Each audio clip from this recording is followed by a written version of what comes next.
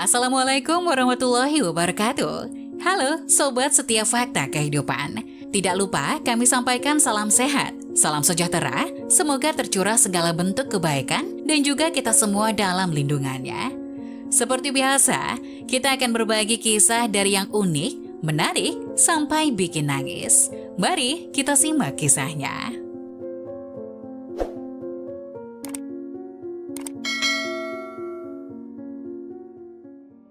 Istri minta jatah ke menantu saat suami sedang bekerja berakhir gila.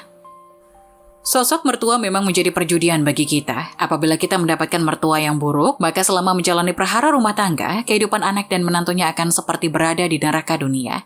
Tapi bukan berarti apabila mendapatkan mertua yang baik, maka kehidupan rumah tangga akan mulus juga. Seperti kisah yang diceritakan oleh Zulkifli. Ia adalah seorang pekerja rantauan yang meninggalkan istri, anak, dan menantunya di rumah. Awalnya Zulkifli sangat senang melihat seluruh keluarganya harmonis, mulai dari anak yang mendapatkan suami idamannya, istri yang akur dengan menantunya, dan dirinya yang masih bisa bekerja menafkahi istrinya. Zul memang asli anak rantau sedari muda. Ia bekerja di Jakarta sedangkan istrinya di rumah. Ia tak tega mengajak istrinya ke Jakarta. Selain biaya hidup di sana mahal, ia juga takut istrinya akan kesepian apabila dirinya pergi bekerja. Setiap 2 bulan sekali Zul pulang untuk melepas rindu kepada istri dan anak, hingga tibalah saatnya putri semata wayangnya yang bernama Mayang dilamar oleh seorang pria. Putrinya memang sudah memasuki usia menikah, Zul juga istrinya Munaroh menyetujui pilihan dari Mayang. Siapapun dia, Zul berharap bisa menyayangi Mayang dan menyayangi keluarga kecilnya. Karena Mayang merupakan putri semata wayang, maka Zul tidak ingin putrinya itu pergi mengikuti suami ataupun tinggal di rumah mertua. Ia takut istrinya akan kesepian hingga akhirnya Juna, calon suami dari Mayang menyetujui permintaan Zul untuk tinggal di rumah mereka. Sebenarnya kondisi ekonomi Zul ada pada taraf berkecukupan. Ia yang masih 45 tahunan masih sehat dan bugar untuk bekerja. Begitu juga istrinya Munaroh. Meski sudah berumur 38 tahun, Munaroh cantik dan ayu. Setiap hari ia selalu mengenakan pakaian yang modis dengan makeup kekinian mengikuti zaman. Munaroh merupakan emak-emak masa kini yang setiap hari Minggu pagi akan jalan-jalan bersama rombongan emak-emak lain menggunakan sepeda. Minggu siangnya mereka akan senam bersama dan sorenya akan pulang ke rumah. Meski sudah punya anak yang sudah dewasa, jiwa Munaroh masih saja seperti anak muda yang sehat, tangkas, dan ceria. Hari itu, hari Minggu seperti biasa, Munaroh akan menelpon Zul, suaminya yang berada di tanah rantau untuk sekedar menyapa, mengingatkan sarapan dan pamit untuk mengikuti kegiatan senam. Bagi Zul, perhatian-perhatian kecil Munaroh adalah hal yang sangat berarti bagi dirinya. Bahkan seperti sedang menjalani puber kedua, Zul dan Munaroh selalu menyempatkan untuk saling telepon hingga ketiduran. Dari kejauhan, Zul juga nampak mengizinkan istrinya untuk melakukan kegiatan. Ia senang apabila istrinya bahagia saat dirinya tidak ada. Ditambah ia juga berpikir bahwa kegiatan yang dilakukan oleh Munaroh adalah kegiatan yang positif, hingga dirinya tidak berpikir macam-macam. Ia hanya berpikir paras istrinya yang makin glowing, makin muda dan makin singsat. Usai bertelepon dengan Zul, Munaroh pun pamit kepada Mayang anaknya yang memasak di dapur. Mayang, Mama mau sepedaan sama senam ya, bareng ibu-ibu. Kamu jaga diri di rumah, jangan masukin cowok sembarangan ke dalam rumah. Iya Mah, jangan pulang telat ya. Mayang gak mau Mama ikut dicap jadi emak-emak gatal kayak tetangga sebelah. Udah, aman pokoknya, jawab ibunya. Memang benar, cap emak-emak gatal sudah menempel pada geng senam Munaroh. Tapi Munaroh tidak peduli akan hal itu. Karena baginya selain kegiatan itu positif dan dirinya tidak melakukan hal negatif, dirinya tidak perlu malu atau minder dengan omongan tetangga. Perjalanan menaiki sepeda pun dimulai. Munaroh mengayuh sepeda gunungnya bersama dengan teman-teman yang lain. Mereka mengenakan seragam merah sama, dipadu dengan celana ketat yang menampilkan kemolekan paha dan kaki juga sepatu yang senada. Semua tampak cerah, cantik, dan bahagia saat bersepeda di jalanan. Usai bersepeda, mereka semua pun beristirahat di sebuah warung makan sekedar untuk makan ataupun jajan kecil sebelum melanjutkan kegiatan senamnya. Munaroh pun menaruh sepedanya dan mulai mencari tempat duduk outdoor yang memang disediakan oleh warung tersebut. Dari kejauhan, Munaroh melihat sosok pria yang sangat menarik perhatian. Sosok tersebut tinggi besar dengan rambut cepak dan memiliki punggung yang lebar. Meski hanya melihat dari belakang, ia tahu bahwa wajah pria yang dipandangnya itu pasti tampan. Jeng, lihat deh cowok yang itu. Kayaknya boleh juga, Jeng, ucap teman Munaroh. Iya, Jeng, badannya kekar banget kayak suami saya waktu muda, jawab Munaroh. 100.000 buat Jeng Naroh kalau bisa tahu nama pria kekar itu. Benar ya, 100.000? Mendapat tantangan dari temannya, Munaroh pun segera mendekati pria itu. Tapi semakin jaraknya mendekat, Munaroh makin merasa tidak asing dengannya. Hingga karena penasaran, Munaroh pun menepuk bahu pria itu. Benar saja, ternyata pria yang jadi incaran teman-teman senamnya adalah Juna, calon menantunya alias calon suami dari Mayang anaknya. Munaro kaget, ia sangat bahagia karena dirinya akan mendapatkan uang 100.000 dari temannya itu. Dan dengan sigap Munaro langsung memeluk Juna, calon menantunya itu. Ya ampun Juna, mama kira siapa? Dari jauh kok, mama kerasa tidak asing pas lihat kamu. Ucap Munaro sambil memeluk calon menantunya. Menantunya yang merasa agak risih pun melepas pelukan Munaro dengan perasaan campur aduk. Ia kemudian memberi salam kepada calon mertuanya itu hingga memperkenalkan ke teman-temannya yang ada di sana. Mama kesini sejak kapan? Baru saja Jun, sama rombongan mama-mama senam. Kamu mau ikut? Ah enggak ah mah. Pantesan mama makin hari makin cantik dan singset, ternyata rajin senam toh. Iya dong, kapan-kapan rencananya mama mau ajak Mayang buat ikut senam Jun. Biar Mayang juga awet muda kayak mama. Pantesan Mayangnya cantik banget, mamanya juga cantik sih. Puji Juna. Mendapat pujian dari calon menantunya, Munaro senang bukan main. Ia merasa seperti ABG yang sedang jatuh cinta, apalagi yang memuji dirinya adalah sosok yang gagah dan tampan seperti itu. Munaro pun mengajak Juna untuk berkenalan dengan teman-teman senamnya. Karena merasa tidak enak untuk menolak, Juna akhirnya pun mengikuti Munaro sambil digandeng oleh calon mertuanya itu. Munaro memperkenalkan Juna kepada teman-temannya yang menantangnya. Ia pun mendapatkan uang 100.000 seperti yang dijanjikan oleh temannya itu. Tak lupa, Munaro juga memamerkan calon mantu tampannya itu kepada seluruh anggota senam dan menyapanya satu-satu.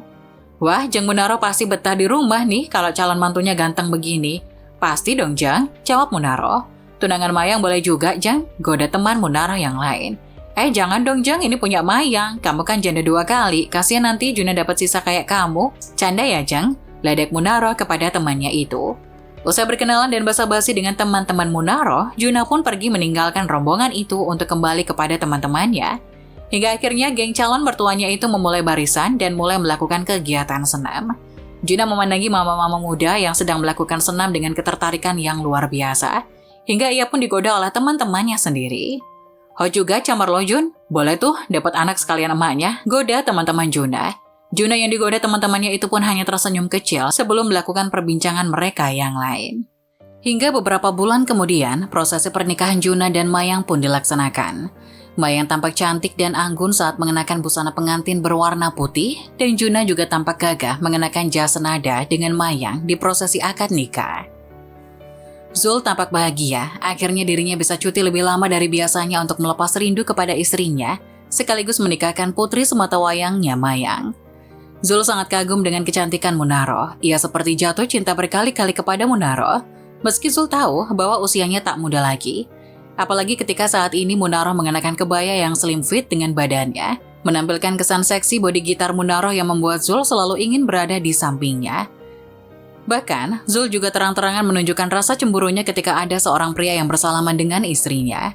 Setelah acara pernikahan selesai, Zul menghadiahkan Mayang dan Juna 2 buah tiket bulan madu untuk mereka berdua, agar anaknya itu merasakan kebahagiaan pasca pernikahan. Sebenarnya, Zul juga ingin berduaan dengan Munaro tanpa diganggu oleh siapapun. Seperginya Mayang dan Juna untuk bulan madu, Zul dan Munaro juga tak mau kalah saing. Mereka kemana-mana berdua bak pengantin baru, hingga bucin dan perhatiannya Zul akhirnya memberikan dampak yang tidak enak yang dirasakan Munaro. Munaro merasa bahwa Zul semakin kesini semakin protektif dengan dirinya. Ia tak diizinkan untuk memakai celana ketat dan kalau keluar selalu bersama. Munaro bahkan libur untuk pergi senam bersama teman-temannya karena suaminya Zul ada di rumah dan selalu bertanya kemana ia akan pergi bersama siapa dan lain-lain. Pertengkaran kecil juga mulai sering dilakukan oleh keduanya. Munaro merasa seperti di penjara, sedangkan Zul merasa takut kehilangan sosok istrinya. Hingga suatu ketika dirinya curhat kepada salah satu temannya soal perilaku Zul yang makin protektif. Temannya malah mengatakan bahwa Zul sedang curiga. Karena Munaro semakin cantik, Zul takut bahwa Munaro akan selingkuh. Munaro yang mendengar alasan itu pun makin kesal karena merasa dikompor-kompori oleh temannya itu. 1 minggu berlalu, ketika Mayang dan Juna pulang dari liburannya, Zul juga harus pergi berangkat kerja. Sebenarnya Zul masih ingin tinggal di samping istrinya, tapi mengingat pertengkarannya akhir-akhir ini, Zul akhirnya berangkat merantau dan berharap semua kembali normal seperti biasanya. Munaro yang ditinggal suami bekerja itu pun kembali hidup bebas seperti biasanya. Dirinya kerap memakai celana pendek dan tank top di dalam rumah, dan memakai celana ketat ketika bertemu dengan teman-temannya. Jiwa muda Munaro sudah kembali dan teman-temannya itu juga menyambutnya dengan senang hati. Suatu ketika Mayang sudah pergi kerja, sedangkan Juna suami Mayang masih di rumah karena shift siang. Munaro yang sudah terbiasa memakai celana pendek dan tank top itu keluar dari pintu kamar dan menyalakan TV di rumah. Di saat Munaro tampak enjoy dengan acara televisinya di rumah, Juna yang sedari tadi di kamar mandi pun keluar dan melihat kemolekan tubuh mertuanya. Meski awalnya agak ragu, Juna yang statusnya menantu itu pun menyapa mamanya dan memberanikan diri untuk duduk di sebelah mamah mertuanya, sekedar menemani menonton acara televisi, juga sekalian mengakrabkan diri. Gayung bersambut Munaro yang memang bukan tipe orang yang sungkan, ia dengan santai meladeni percakapan dari menantunya itu. Bahkan ia kerap kali menyandarkan kepalanya di bahu sang mantu. Juna yang awalnya masih ragu dan tegang itu pun akhirnya mulai santai dan membiasakan diri dengan perilaku mertuanya. Hubungan keduanya itu pun makin dekat dan makin akrab saja. Mayang yang melihat hal itu merasa senang karena suaminya diterima secara positif oleh mama dan papanya. Zul yang selalu mendengar Munarah memuji mantunya itu karena sering membantu dirinya pun juga merasa lega karena ada yang menggantikan peran dirinya sebagai laki-laki di rumah. Hingga Munarah tak perlu lagi memanggil tetangga hanya untuk menggantikan bolam lampu kamar karena semua itu bisa dilakukan menantunya. Beberapa bulan kemudian, ketika Mayang tidak ada di rumah, Juna makin hari makin berani kepada mertuanya. Munaro juga menyambut baik sikap dari Juna, bahkan mereka berdua tak segan-segan untuk saling berpelukan kala di rumah sepi. Suatu ketika saat kurir paket datang, Mayang kehabisan uang cash untuk membayar barang pesanan kepada kurir itu. Akhirnya dengan Mayang pun meminta uang kepada Juna, menantunya, untuk membayar paketannya. Juna yang merasa tidak keberatan pun memberikan uangnya kepada mertuanya itu untuk membayar paket. Tapi diganti ya, Mah? Iya. Setelah membayar uang paket, Mayang pun masuk lagi ke dalam rumah dan menutup pintu. Ia dikagetkan ketika Juna ternyata sudah bersiap di balik pintu dan mengagetkannya dengan pelukan kencang dan erat. Gantinya pakai ini. Munaro yang mendapat pelukan dan bisikan mesra dari menantunya pun merasakan senang bukan kepalang. Ia merasa seperti sedang mengalami puber kedua dan kasmaran untuk kedua kali. Tapi bukan kasmaran kepada suaminya, melainkan pada menantu. Hingga setelah saling berbalas pelukan, Munaro pun mengarahkan Juna untuk masuk ke dalam kamar. Dan mereka berdua berbuat hal terlarang yang tak lazim dilakukan oleh mertua dan menantu. Hubungan terlarang itu sengaja mereka sembunyikan dari masing-masing pasangan sahnya. Mayang tidak tahu apa yang sebenarnya terjadi ketika dirinya tidak di rumah. Begitu pula dengan Zul yang tidak tahu apa yang dilakukan istrinya. Hari berganti minggu, berganti bulan. Munaro dan Juna masih melanjutkan hubungan terlarangnya. Mereka bahkan kerap kali terang-terangan pergi berboncengan bersama dan pergi ke hotel untuk melanjutkan aksi perselingkuhannya. Hingga suatu ketika saat Zul pulang ke rumah, ia bingung karena mendapati rumahnya kosong. Padahal tadi pagi ia sempat berbincang dengan Munaro bahwa hari ini Munaro tidak pergi kemana-mana. Ia memang sengaja tidak menghubungi Munaro saat pulang karena ia berniat memberikan kejutan pada istri tercintanya itu. Tapi kali ini kejutannya gagal. Ia malah tak mendapati siapapun di rumah. Lama ia menunggu, akhirnya Zul mendengar suara motor berhenti di rumahnya. Ia melihat Munaro dan menantunya Juna berboncengan entah dari mana. Karena Zul sangat merindukan Munaro, ia juga tahu bahwa mantu dan mertuanya itu akrab, dirinya tidak curiga. Zul berlari dari dalam rumah hingga keluar rumah untuk memeluk istrinya itu. Munaro yang mendapati pelukan Zul itu sangat kaget dan bingung, hingga akhirnya ia membalas pelukan dari Zul dan mengajaknya masuk ke rumah. "Kamu dari mana aja sih, Mah?" "Dari pasar, Pah." "Papa kapan pulang? Kok nggak ngabarin Mama dulu?" tanya Munaro mengalihkan perhatian. "Ya niatnya Papa mau buat kejutan, tapi malah zong." "Maaf ya, Pah." Akhirnya Munaro pun kembali ke pelukan Zul. Sedangkan selama Zul di rumah, Juna tidak pernah mendekati Munaro. Ia juga memperhatikan Mayang secara penuh seolah mereka sedang beradu keromantisan bersama. Apabila Juna melihat Munaro sedang bercanda dengan Zul, Juna akan membercandai istrinya itu. Begitupun sebaliknya, apabila Munaro melihat Juna sedang bermesraan dengan Mayang, ia akan bermanja-manja dengan Zul suaminya.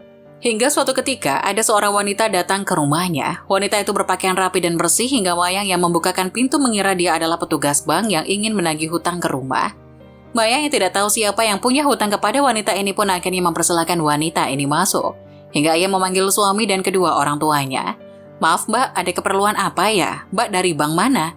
Sepertinya di sini tidak ada yang punya hutang dengan bank, Mbak," tanya Zul. "Oh maaf sebelumnya Pak, saya adalah petugas dari Hotel Fantasi. Di sini saya ditugaskan untuk mengembalikan barang yang ketinggalan ketika Bapak dan Ibu menginap di hotel kami," kata petugas itu. "Hotel Fantasi? Sepertinya kamu tidak pernah menginap di hotel deh Mbak," jawab Mayang bingung.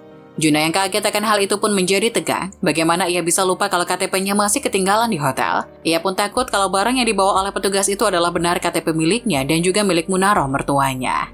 Begitu juga Munaro, tubuhnya mengeluarkan keringat dingin karena tahu bahwa Hotel Fantasi adalah hotel langganan Juna dan Munaro, sekedar untuk bercinta dan bermanja-manja. Hingga karena penasaran, Zul pun menanyakan barang apa yang ketinggalan. "Oh iya Pak, ini KTP-nya atas nama Bapak Juna Hadi dan Ibu Munaro, benar?" Bagaikan petir di siang bolong, Mayang yang kaget langsung memandang nanar suaminya. Begitu pula Zul yang langsung mencengkram tangan istrinya.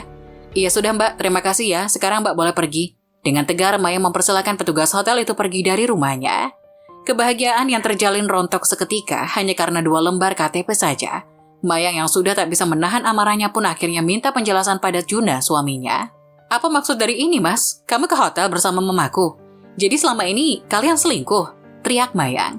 "Munaroh, apa-apaan ini? Kenapa kalian berzina di hotel, sedangkan Mayang bekerja dan aku juga bekerja?" Ayah dan anak pun berteriak sejadi-jadinya, memarahi kedua orang yang mengkhianatinya. Hingga warga pun berkumpul dan melerai pertengkaran keluarga itu. Warga yang tak tahu awal mula permasalahan hanya bisa membantu mengkondusifkan keadaan saja, agar tidak berubah menjadi runyam. Zul dan Mayang tidak menyangka bahwa orang yang dicintainya akhirnya mengkhianatinya juga. Dan karena masih tidak terima dengan pengkhianatan itu, Zul pun akhirnya mengusir Munaroh dari rumah. Ia mengemasi barang-barang Munaroh dan mengembalikan Munaroh kepada kedua orang tuanya sambil menceritakan semua yang terjadi. Sedangkan Maya menggugat cerai Juna dan memenangkan pengadilan dengan tidak adanya harta gonogini, alias Juna bercerai dengan tidak membawa apa-apa, dirinya miskin seketika. Hingga akhirnya setelah perceraian Juna dan Maya, Munaroh merengek kepada Juna meminta pertanggungjawaban Juna atas perbuatan mereka. Munaroh yang sudah stres dengan permasalahan yang menimpanya berubah menjadi hitam dan kurus kering. Ia menjadi keriput dan tidak segar seperti sebelumnya. Juna yang melihat penampilan Munaroh pun sudah tidak lagi memiliki minat, karena kecantikan mantan mertuanya sudah pudar di matanya. Munaroh yang mendapat penolakan dari Juna pun makin terpuruk hingga akhirnya dirinya berubah menjadi gila dan dipasung oleh keluarganya karena kerap kali mengamuk dan mengganggu pemuda-pemuda di desanya. Sedangkan hidup Juna juga benar-benar hancur. Ketika ia juga dipecat dari pekerjaannya karena sudah tidak profesional dan diindikasikan mencatut uang perusahaan untuk berselingkuh dengan mertuanya, Juna menjadi pengangguran yang hidup lontang-lantung tanpa arah. Di sisi lain, Zul dan Mayang kini hidup berdua. Mereka masih syok dengan kejadian yang menimpa keduanya, dan karena tidak ingin memiliki kenangan buruk, Zul dan Mayang memutuskan untuk pindah dari rumah itu demi mencari kehidupan yang baru. Nah, bagaimana menurut kalian? Jangan lupa tulis pendapat kalian di kolom komentar ya. Wassalamualaikum warahmatullahi wabarakatuh.